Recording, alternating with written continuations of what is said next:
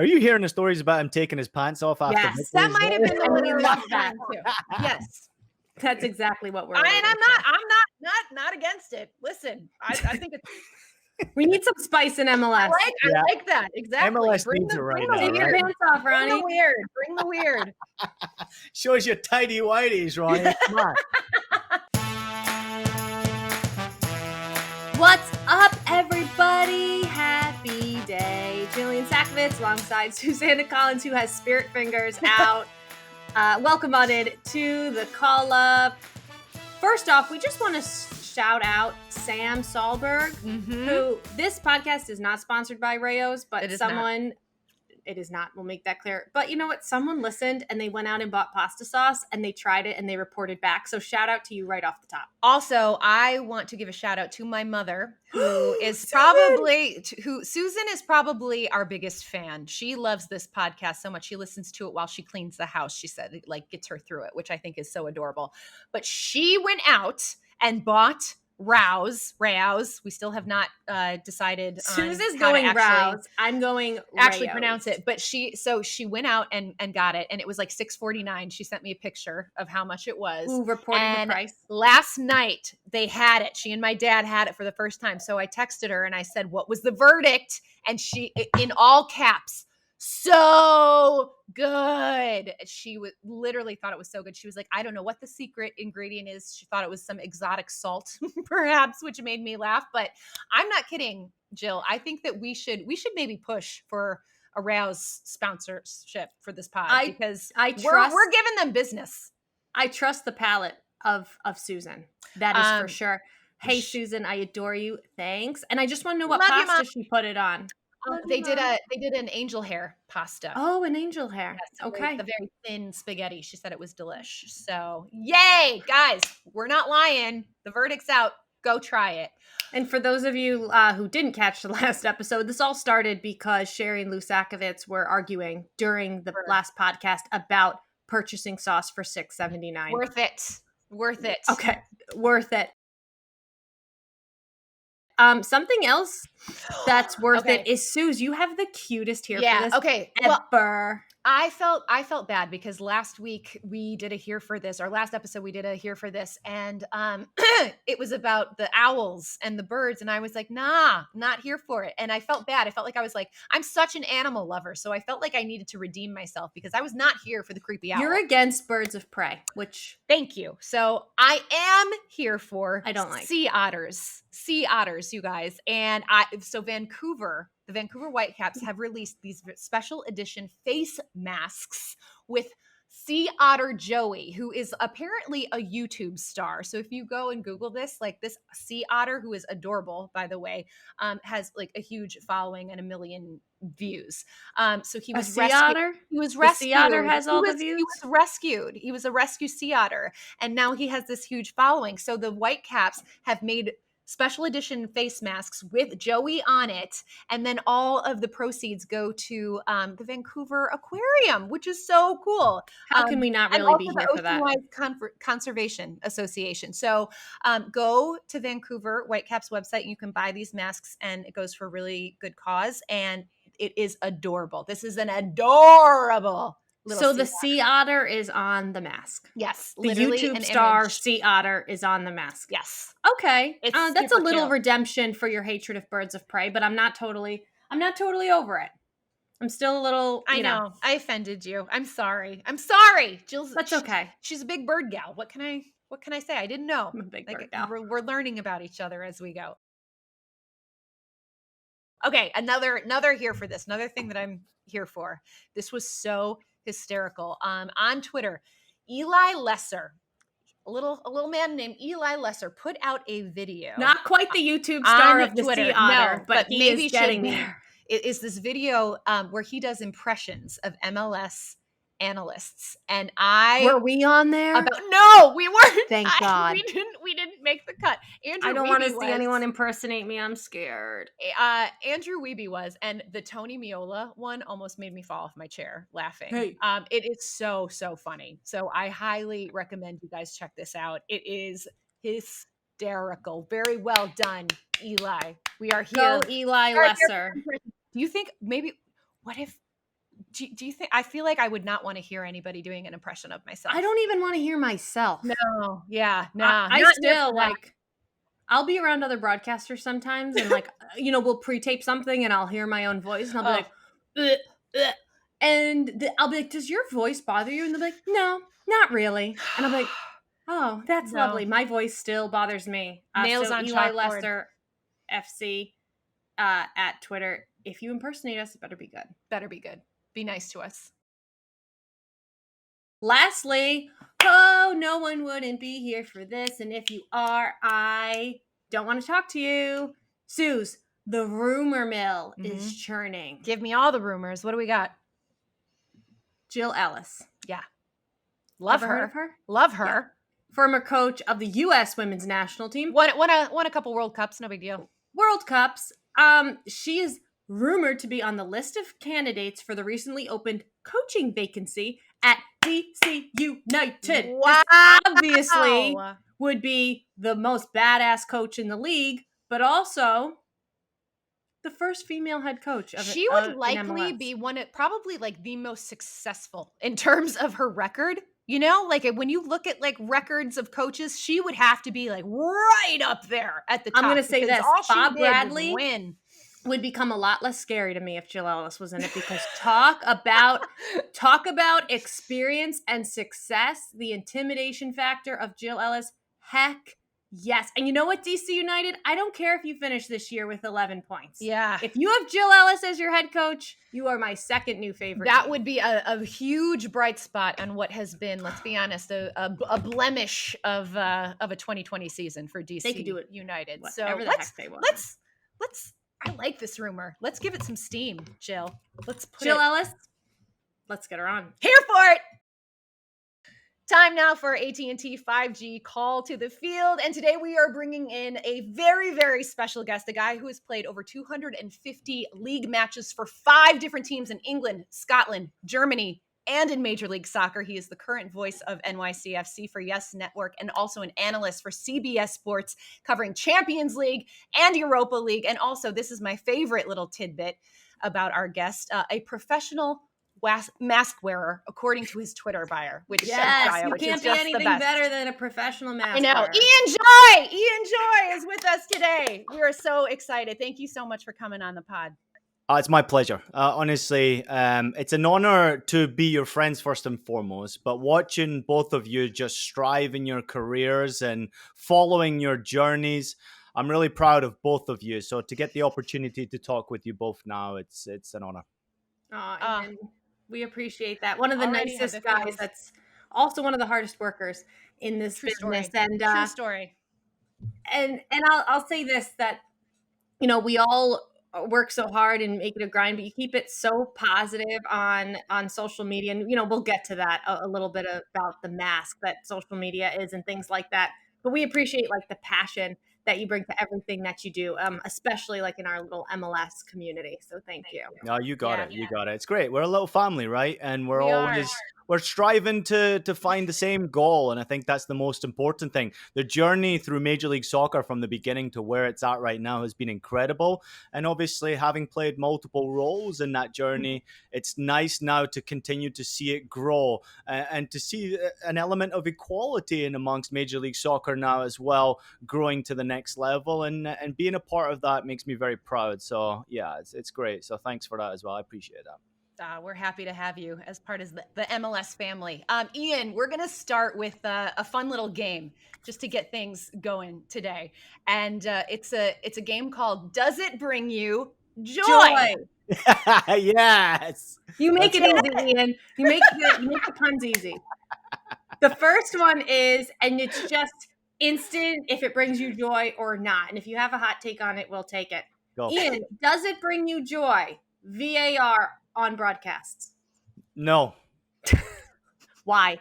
Any type of officiating annoys me, but it does give me an opportunity to maybe exert a little more passion. But I think video reviews certainly help the game. However, the broadcasting, I still think we're trying to figure it out. We're using third-party apps to try and communicate with officials. I think it could be made a lot easier. I'm good friends now with Howard Webb, so communicating with him regularly. And that's fun. I'm really enjoying watching the process, but it annoys me. I'm not going to lie. It annoys me. Spoken like a true former player. I love it. Okay, does it bring you joy taking selfies? Oh, yeah. Who doesn't love taking a selfie? I mean, come on. I'm so glad that Apple designed the selfie photograph. I mean, that's brilliant. I'm loving that. Why not? Ian, does it bring you joy discovery rights? Oh, yes. Yes, it does bring me joy. I like that one because it's another little Major League Soccer niche that nobody else knew about, right? And Holy we still don't know what it is. moly. So I'll give you my take on discovery rights real quick. I'm not here for them or not here for them, but we're reading about the kid from Red Bulls who scored at 17 years old. Caden Clark scores against Atlanta United. Nice goal as well. Well, Talk about first goal at 17 years old. And he signs a contract for the New York Red Bulls the night before the game. Oh, boy. But his discovery rights are Minnesota United. And I'm like, can someone explain this to me? It's Major League Soccer, right? Yeah. If you don't read the rule book, you might get stung, right? So you got to be careful. Even all of us who have worked in Major League Soccer for a long time, especially in broadcasting, still don't quite know all the rules. So it's cool. I like it. All right. Does it bring you joy? Single elimination playoff games. Yes.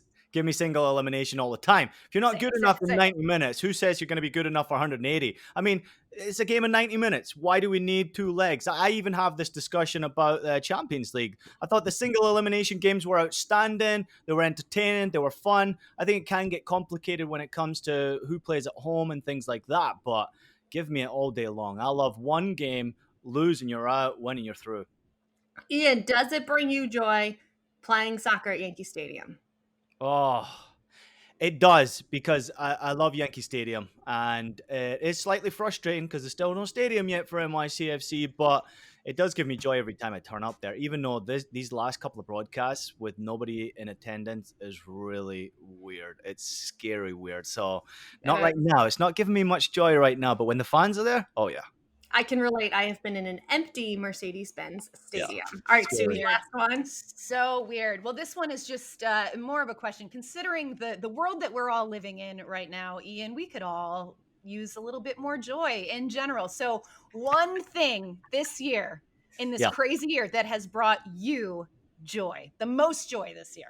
The most joy this year, obviously I could make the easier option and say spending more time with my family, which has been outstanding. And I've stopped traveling, which has been fun, spending more time with my kids and my wife, Nicole. But I will say that getting to work closely with the Yankees broadcasters this year was something that I never thought was going to happen as quickly as it did happen. So being stuck at home, working around the Yankees, getting to know pregame stuff and all the talent that works for Yes Network has been a real joy in my life. And Bob Lorenz in particular, he does the pregame show for the New York Yankees. Outstanding. That guy, he brings me joy every time I speak to him. Aw, love Growing up in New York, you know, Bob Lorenz, Yes Network, those are things that you've heard your whole life. So, I mean, as they say, if you can make it here, you can make it anywhere. Like being on a Yankee show, you know, that's got to be just absolutely incredible. All right, let's talk a little bit about that. You moved this year, Ian, from the West Coast to the East Coast. New jobs, 2020, crazy year, no exception for you. But how are you? It's a great question. I ask myself every day, how am I? And I guess we should all ask ourselves, how are we doing at some point in our lives, maybe once a day. I'm doing very well. I'm doing great. I'm very positive right now. It's been a lot we've gone through, but certainly trying to find a positive out of everything that's gone on. And it's been a journey. For the last couple of years, this move has been planned, and for 2020 to hit us the way it did do, especially when I was trying to make that switch from network to network and from West Coast to East Coast, it was a tough one. But thankfully, I managed to take my house off the market quick enough to be able to have a foundation at home during lockdown, and then sold it later on. That was nice. Had I had to move in with my in-laws during that time, I might have been giving you a different answer right about now. But it's been pretty good, and I'm blessed that my family are healthy, they're happy, everyone's enjoying the fact that Daddy's home for a little while, and that's been pretty nice. And the timing of everything really has worked out perfect for me. So I find it hard to complain. However, I'm doing my best to stay positive for people who are not finding it so easy right now. And like we talked earlier on about using social media and whatever positivity I can bring to the broadcast is how I do it. Well, speaking of positivity to the broadcast, you have a catchphrase, Ian. Have it. Yeah. Have it. It is Have it. infectious. It is contagious. And I want to know the genesis Yeah. of have it. Where did it come from? I mean, do people just yell it at you when they see you now? Yeah. It's like Yeah. a phenomenon. Well, you're using it in the right term, right? Because you're not just saying have it. You're saying No, have it. Like Have that. it. That's how it's supposed to be used, have it. So it originated from a commercial in the UK, John Smith's, which is a beer company. And they had a commercial where it was like a Sunday league game where the guys turn up, it's raining, the field is terrible, they're juggling a soccer ball and doing cool tricks with it, trying to show off to their friends. 2 or 3 players are really cool, are doing little tricks, and then they pass it on to the other guy who's like holding a beer and he just smacks the ball outside the field into a garden and he shouts have it, and that's where it came from. It was just basically, it was something I picked up on, as if to say, like, let's go for it, like, let's have it, who cares, forget all your fancy stuff, let's get to the business. And that's what I grabbed the hold of, and I don't know why I keep using it, I really don't, but people seem to enjoy it. Ian, you have such an interesting background. Born in San Diego, raised in Scotland. You spent time all over Europe. Now you've been back in the States for quite some time. Your family's here. But you have one of the most amazing accents ever. I mean, if I hear someone calling a game, I think, I would text you if, back in the days of FS1 and Fox, I would know that is Ian Joy. Yeah. How has your accent stayed with you for so long? And where is home for you now? Well, great question. And I would be careful about Wikipedia, by the way, because not all of it is true, and I don't know who put that up there. Basically born in San Diego. I was definitely born in San Diego. I know that much. They got that right. I moved when I was 3 years old to the UK. My father played for the San Diego Sockers back in the day. He was a professional soccer player. That's awesome. And that was pretty cool, sort of being born in the US. And I was always raised to be proud of where I came from. And that's what I did do. And then, of course, went to school in Scotland, picked up the accent in Scotland. My mom is Scottish. It was a natural thing for me to just continue to have the accent. I couldn't get rid of it.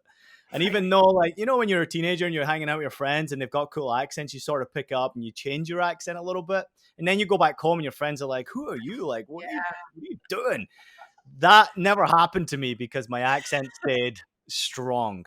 And it has maintained, however, it slowed down a lot. If I was having a conversation with, let's say, someone who I'm often mistaken for, Stephen Caldwell, who does the Toronto FC broadcast, me and him would speak a language that you guys would probably not understand because we speak so fast, right? So it's different. But yeah, I mean, it slowed down a lot, and I've had to slow down because of the broadcast. So it's just a natural momentum that I'm going to a bit more slower and not throwing in American words, but certainly I can hear an American twang coming in every now and again. But it will stay there forever. And I must admit, it's been really interesting to me with soccer. It's really helped having the accent. Not necessarily just on the broadcast, but on the shows, and for people who you're maybe trying to get a job from, they're always intrigued about your accent, and it gives you an opportunity to tell your story. But it's a lot different story now working for the New York Yankees, because no one would ever have thought, as you know, Joe, that someone with a European accent would ever get the opportunity to work around the New York Yankees. And having that has been a real blessing for me. And it's not because of my accent. It shows me it's just down to your personality and who you are, maybe how good you are, but also the positivity as well comes into play, that the accent sometimes is forgotten about. So I find that pretty cool. And I find it difficult sometimes, and I have experienced this, where big events come up and it's American accents. You got to have an American accent, and people forget, hey, I was born in California. I'm an American. I'm as American as they come. However, the accent is not. And that has definitely been a problem for some big events that I've wanted to work on, which I thought was really wrong and really frustrating. And it's also held a couple of my friends back as well. So the swing between American accent, European accent, which is preferable for networks, has been completely there.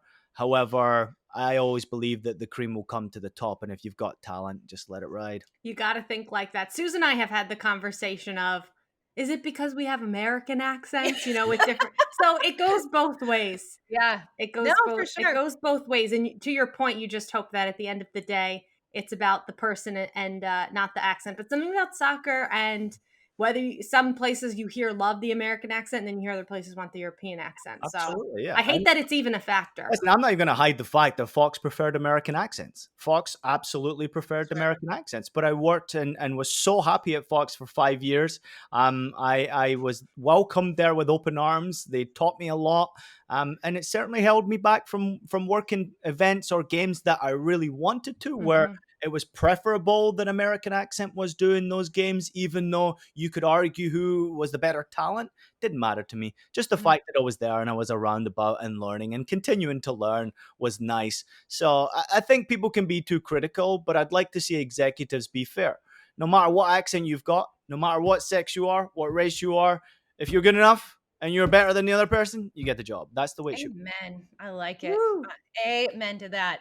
Ian, you had a pro career that spanned over a decade and then made the transition into broadcasting. Did you always know that that was the path that you wanted to take post playing career?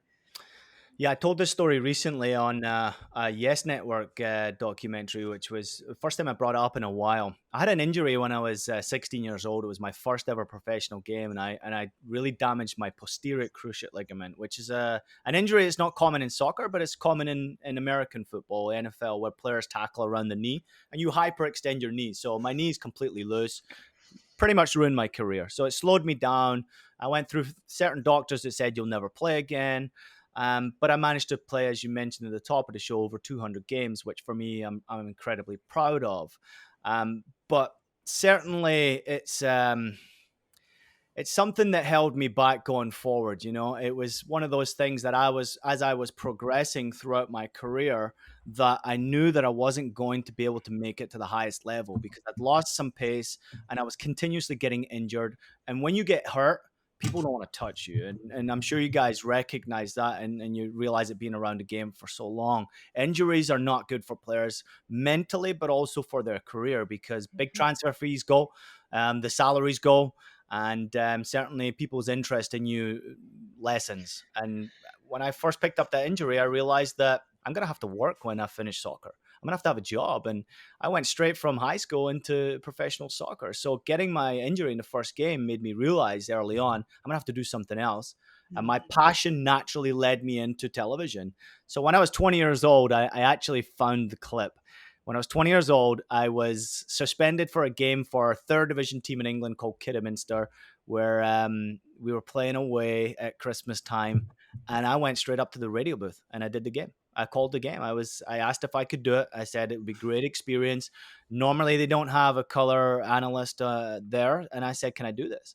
I loved it. And I just fell in love with it. So every time, and I'm not saying I tried to purposely get suspended or hurt, but every time I got suspended or hurt throughout my career, I would always try to get into the booth. I would always try to get close to learning around the TV guys. And I would gain as much experience as I possibly could. So by the time I had finished playing, I'd already called like 50 odd games. And I was the guy that when the communications person comes in and says, hey, who can do an interview? And all the guys go, no, I can't do it. I got to go home. I'm like, I will do it. I'll happily do it. And, you know, remember I spent 5 years in Germany, even in German. It didn't matter to me. I would go and I would do all these interviews. And by the time I'd finished, I was 29 years old and I was just ready for the next step. And of course, at Portland Timbers, it was a rough year for me because the doctor told me I got to stop and otherwise I'd need a knee replacement. So that was like stopped immediately. That side of things that people don't always understand, but you always get a player or two that you can tell is maybe thinking about what's next. And it's kind of incredible to think about so early in your career, you already had to think about, well, what's next, you know, if this doesn't pan out. And it's worked out for you. So guys who don't want to do player availability, you should take some notes here and you should do the interviews more when we ask you. It's all experience, right? Guys need to learn that just being nice is one thing. Helping is another thing. You're not working for your own brand because the game's completely changed. So you're raising your own brand, but the experience you get, and experience, I can speak for myself. The experience I got doing interview. And I remember one time I went into an interview. I was in Hamburg. I was playing for St. Pauli and I went into an interview. It was a studio show. So there was 100 people in there and I was one-on-one with the host and myself. So all focus was on me. And for some reason, I just panicked that I didn't know enough German when I went into this interview. It But happens. I just wrote it out, and it all came naturally, and you learn. And sometimes putting yourself in difficult positions that you don't want to be in is the best way to learn. Absolutely. Amen. Especially in this business. Oh Let's yeah. talk. You mentioned the Timbers. So you had a pro career that spanned over a decade. As you mentioned, it culminated with the Timbers. Something you've been so open about, Ian, and credit to you, is advocating for mental health. Can you share a little bit about your journey with us, but also in a year that's been so difficult, when you see food bank lines down the block, people losing their jobs, they can't pay their rent. What can we do to help each other? Well, that's a big question. How long's the show? Um, As long as you want it, Ian. You I'll, got I'll, all the time in the world. I always, I'm happy to talk about it, and I have been ever since I've realized that mental health was a problem for me. And I think it's hereditary for me. I think it's come through my family. However, injuries played a big role in my mental health. And being away from my family, I was 15 years old when I went pro. I left home 2 weeks short of my 16th birthday, learning how to be a man very quickly in life, probably too young. Then getting hurt, then finding it difficult to find a club when you were out of contract. I failed a medical at Major League Soccer. Not many people know this. I went to Columbus Crew and failed a medical at Columbus Crew. I was 20 years old at the time. And then eventually was told by a doctor, you're never going to play again. You can't do this at one point. And I'm like, this is crazy, So all of these are big milestones in your life that mentally affect you. And, I'm not going to hide away from the fact that, I work with a therapist, and it's been great for me. And I can't speak highly enough of people who maybe don't think they need one, but still have some issues. Or maybe you do have issues and you're frightened to go. I'm highly recommending the opportunity to go speak to someone whenever you get that chance, because it's been great for me. And it's something I've always wanted to do. But I've battled myself for probably 10 years before I even went to a therapist.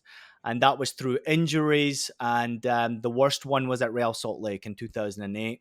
And so many people know this story that have kept it in-house, which has been really important to me, because it was private and personal at the time. So I went through divorce when I was in Germany, separation, and I left St. Pauli. I had a tremendously big contract, and the coach was really angry that I left because we were doing pretty well, and he didn't want me to leave, and he knew I was making a mistake. But I was so determined to try and keep my marriage together that I tried to do that. Within 2-3 weeks of being in the US, she then decided she didn't want to be in America. So I just signed a 4-year contract with Real Salt Lake, giving up the Bundesliga to come and play in MLS for a contract that was a third of the contract I was on when I was in Europe. And all of a sudden, the mind game started to play.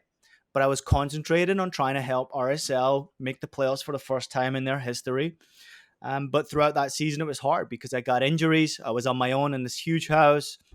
My wife, now Nicole, I met pretty quickly after, which was a real blessing. She rode the journey with me. But in 2009, I hit a brick wall. I was just being completely open and honest. It's a story I've written about before. And it was something that was really difficult for me to open up about, but I certainly contemplated taking my own life. And who would have ever thought that being a soccer player and being alone in the US and Major League Soccer, and you had money and you had cars and you had a new girlfriend, things was good, but still something wasn't quite right. So I'd contemplate it, and that was not a good situation to be in. So I knew I had to take myself out of it. And things escalated at RSL pretty quickly. And there's a story there that probably should never ever be told. But inside the locker room, I blew up one day, and it just was the last straw for RSL, and it was the last straw for me. And RSL had supported me so much, but I knew I needed help. So I went back to Europe for 6 months. I got some help. I played for Ingolstadt for a while on a pay-by-play basis, which was pretty cool. And then came back and was trying to figure out a way back into MLS. And Portland Timbers at the USL at that time was the way back for me, because I knew they were only a year away from MLS, and what a cool club it was. I knew a lot about them, having spent some time in the US. I knew about their supporters, which were very similar to the supporters group that I latched onto at St. Pauli. and they were tremendous. And for that whole year, I never had any mental health issues, but I had injuries, and the injuries were still there. So I knew it was a matter of time before my career came to an end. But the mental health was something that was riding a positive wave. But since I had to stop and got into broadcast, it's there. It's always there. I have good days, I have bad days, and I think it's just something I have to live with. But how we live with it is so important. How you react, how you handle your day-to-day job, how you get out of bed sometime for certain people is the hardest thing to do. But people don't necessarily see it, right? They see this positive, energetic person on television that you would never think in a million years has some issues. But if you were to ask my wife that question, it would be something completely different. Who Nicole has been outstanding for me as a human being, such a positive person. And now we have 2 kids together. I have 3 kids all overall, and things are going well professionally. So it's going good. And I continue to bang the drum about mental health because I know that so many people right now, as you mentioned, there are going through so much. It's a difficult time, but we have to share positivity. And at the beginning of this, there was an element of positivity on social media for the first time in a long time where it seemed like we were all in it together. Mm-hmm. And now that's sort of fading away and people are going back to their normal lives. There's an election coming up. We've seen racial and social injustice come into play. There's been a real divide once again, where I think we need to try and get to a point where we're helping one another. We're doing the best to support each other. And that's a difficult line. Sorry, Suze. That's a difficult line to toe because you want to keep it positive. No one wants to log on to your Instagram or whatever to become depressed. But then on the other side of it, something Suze and I have talked a lot about is you also want to keep it real. Like people will come up to you and they're like, you're killing it. You're doing all this cool stuff. Well, they don't know about the 80,000 emails that no one answered or the people who didn't pick up the phone or the bad days that you had, and it's so difficult because you want to keep it real. But I also think sometimes the people at BS seem to have like the most amount of success. So it's tough. It's tough. I give you a lot of credit. I just want to kind of reiterate what Jill said and just thank you. And a huge, huge amount of respect that I have for you for not only being transparent about your struggles, but for making it okay and for making it a safe place, especially for athletes who will look at a situation like yours. And like you said, look at somebody like you and think, well, he's got it all together. And sports can be very cruel, as we see all the time, and dealing with injuries and things like that can take a huge mental toll. And so you've created this very safe space. And I just want to thank you for being an advocate for talking about it and bringing awareness to it, because I think especially right now, it is so hugely important. So we're really grateful to Thank you. For sharing all of that. And just like I said, just being so transparent and making it okay. So thank you for that. I appreciate that. And it's something that's been brought to my attention recently when a gentleman stopped me and asked me and thanked me for it because it helped his son and it helped their family. And it was just because you write a message and to say, it's okay. It's okay to talk. I'll give you a great story real quickly that no one knows about either. When I was at Fox Sports, we were working on the Champions League, and I used to love working on a Wednesday and a Tuesday at Fox. Whenever I got the chance, it was a blessing for me because everyone was in the office and it was just a bouncing, bubbly place. The shows were great, energetic. The vibe was awesome. And I knew the boss was there. So Eric Shanks at Fox Sports was there. And probably, I would say a very small percentage would have courage to go and knock on his door and have a conversation. But I was in that small percentage because whenever these games were going on, it was like a 10-minute spell where I'd walk around and I would just say hi to everybody. And I always wanted to go and just speak to Eric and ask him about an idea I had. And so I banged on his door and he's like, hey, Ian, how you doing? It's just like, people have fear sometimes of opening up and discussing because maybe it's a power figure, right? This is Eric Shanks. He's the boss at Fox Sports. And I banged on his door to have a conversation about mental health. And you're like, what the heck? But I asked him if he thought that because I was being an advocate and I was opening up about my mental health and I had a few ideas for shows or collaborations and what I could do to help mental health, if I thought that it was going to help or hinder my career. And his answer is something I'll never forget. He says, you are a unique person and we all see you're crazy. and still be proud of it, because what you are and who you are makes you this personality. Everything about you is all being put together because of the good and the bad that's happened in your life. So be proud of that, and don't ever be scared of opening up and telling your true story, because he felt that it would help me more in my career down the line than it would ever hinder it. So my message would be not to have fear. Open up, talk to friends, talk to family, and don't be frightened to speak to your boss about it as well, because we live in a different world where they're actually pretty cool people if you get to know them. Ian, you've talked about your beautiful family, which I absolutely love. I live for your Instagram feed and seeing pics of your beautiful wife and your stunning children. I want to ask you, what is the harder job for you, being a broadcaster or being a dad, especially during a pandemic? Which brings more challenges to you, You Ian? know, I feel like I should come on this show more often. You guys are just full of positivity for me. This is great. Um, all right, great question. But there's absolutely zero pressure in what we do. We all love our job. It's a Mhm. passion for us. We live and breathe the game. We live and breathe broadcasting. And I can agree that I'm sure you both agree with me. You're both entertainers. We're entertainers. We're out here to entertain whoever wants to watch. And I live for that, right? So I wake up out of my bed looking forward to entertaining someone in one way or another. That is zero pressure to me. I think for a lot of people who are not natural at it, it could be maybe a little difficult for them. But for someone like myself, and as you guys know, you're very much in the same boat, you just live it and you breathe it. So it's natural to you. So there's no pressure there. Being a father is something completely different.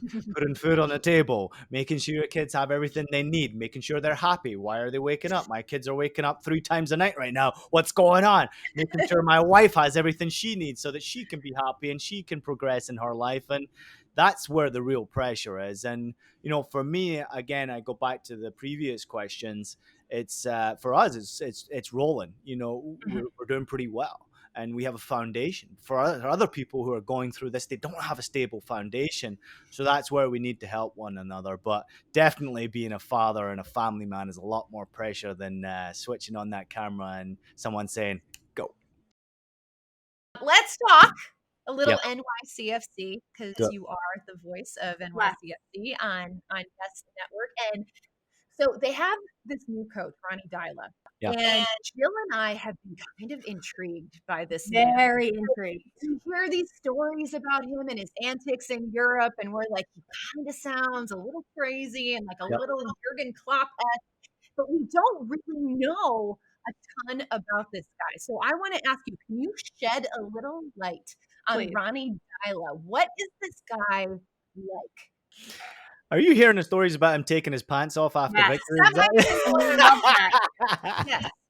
That's exactly what we're And looking I'm not against it. Listen, I think it's We need some spice in MLS. Yeah. I like that. MLS Exactly. needs it right now, right? Take your pants off, Ronnie. Bring the weird. Shows your tidy whities, Ronnie. Come on. I know who he is. I knew who he was from Scottish football. He was at Glasgow Celtic, which is the biggest job in Scotland and one of the biggest jobs in Europe. And he got that job surprisingly, and he did a good job there.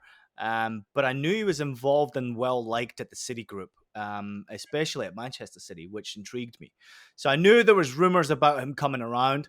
But NYCFC needs a coach that's consistently here in New York. The future is not away from New York. And I think Ronny Deila has done enough in Europe right now to recognize New York is his foreseeable future.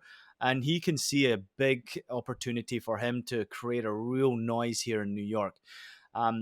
Difficult for him to settle because he's come into a situation where he's had to go through a pandemic, 3 different or separate preseasons, taking his team into a bubble, and then getting criticized for the team for not playing the way he said he was going to play. And for us, it's been difficult. But for me, I see the positive side of him. He is a tremendous positive person. I spoke to him during the pandemic numerous times, and I've spoken to him obviously since on the network, and he always brings positivity, and he always talks about what he can do to help and how he can learn more and how he can improve the team. And those are good things. So I don't understand necessarily the criticism. However, this is New York sports, and people want to win, and they want to win now, please. So, Exactly. Ronny, if you could hurry up and take your pants off, it'd be great for everybody. Ian, you recently started covering Champions League, Europa League for CBS Sports HQ alongside the legend, man of mystery to many, DaMarcus Beasley. Now, he's your analyst kind of in a virtual setting, due to COVID. One, where does DaMarcus live these days? And two, what has it been like to work with him so intimately when he obviously he gets a CBS job. He has his own podcast. He has a thing for TV. Yeah. But from a media standpoint, he's always been a guy that's very difficult to get to talk to. Right. So what's DaMarcus like? The only US player to ever play in four World Cups. Like, Yeah. people want to know about Beasley more than they get to. I think he's surprised actually how much attention he gets and how many people admire him, because Yeah.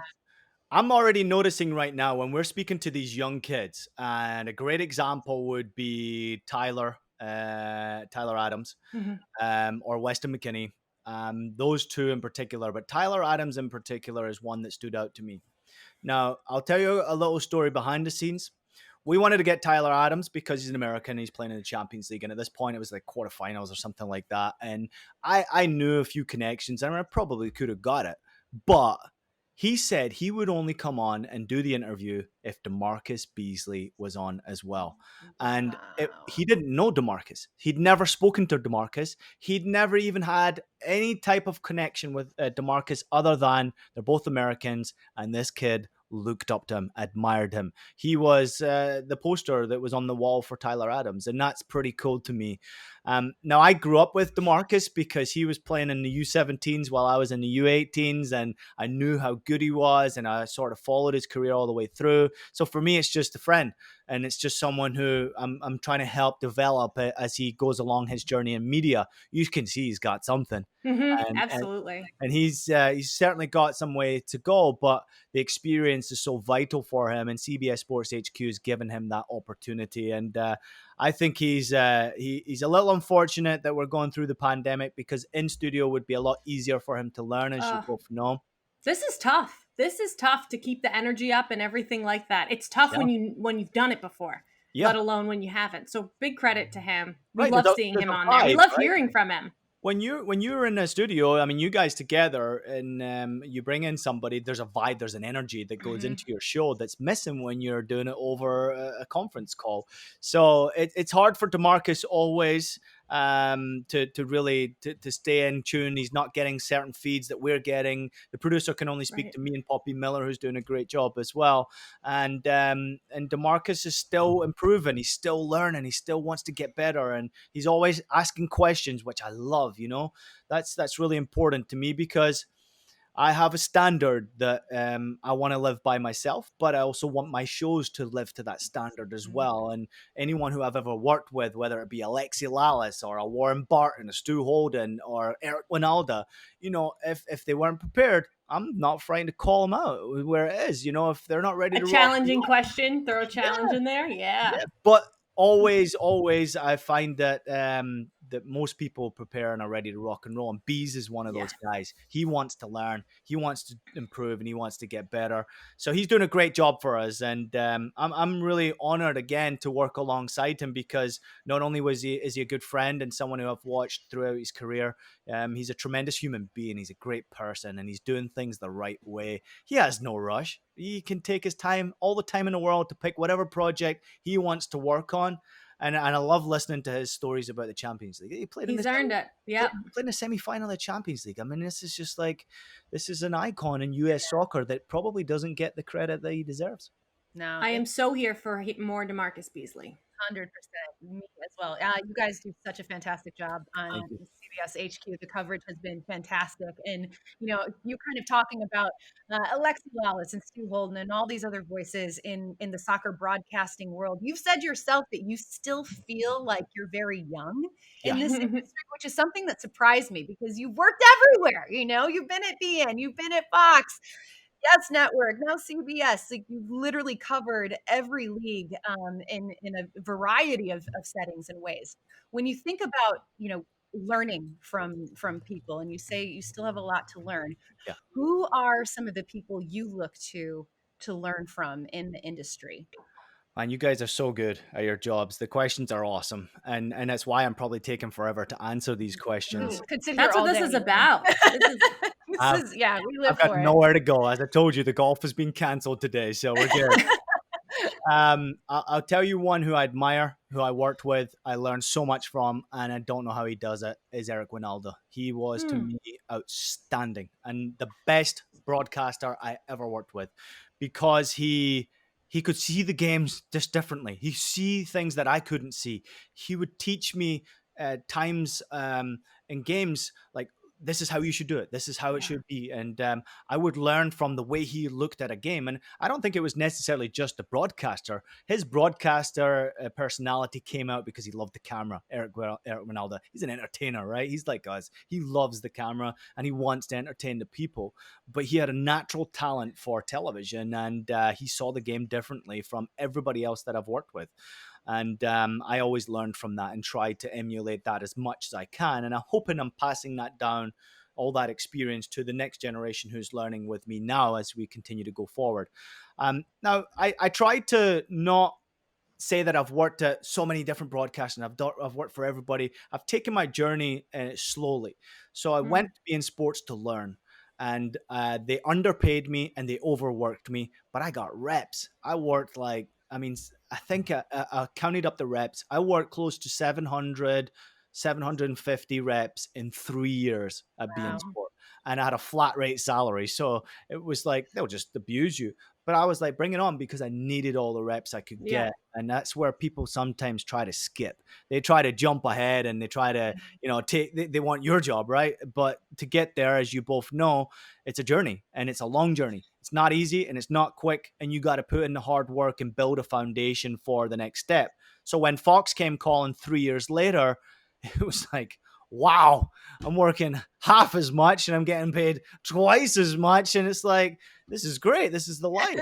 But I went to Fox because of the Bundesliga, and that was the only reason I went to Fox. John T. Whitehead, who was the boss there, pulled me over, and he was amazing to work for.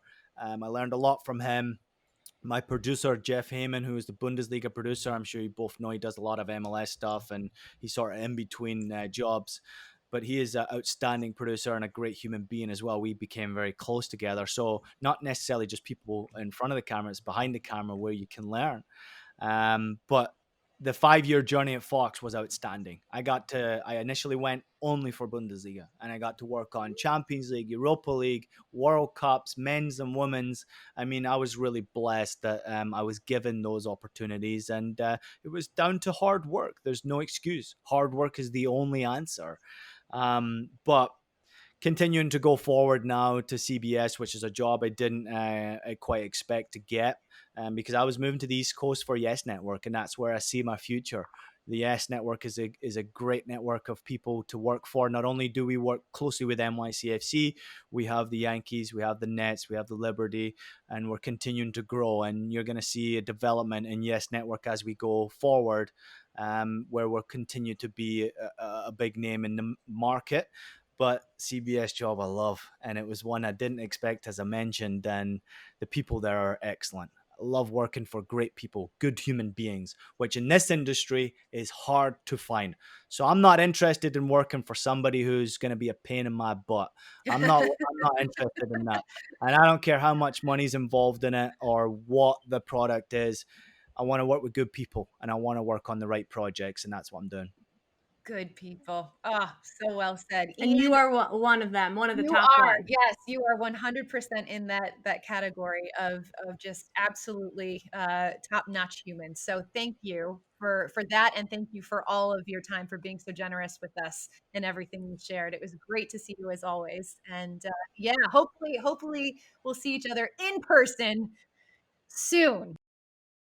The most important thing that you can take away from today's podcast, Susanna Collins, is to vote. Vote, baby, vote. Major League Soccer the BPC, and the MLSPA, they've all launched MLS Unites, a vote, a league-wide nonpartisan initiative to help players, staff, and fans register to vote. Check it out, MLSsoccer.com/vote. Also, really cool places like CenturyLink Field, Bank of California Stadium, State Farm Arena in Atlanta. They are all turning into polling places, which is super, super cool. So we cannot stress it enough. Make sure you are registered. Go out, let your voices be heard, and get out there. Do your civic duty, man.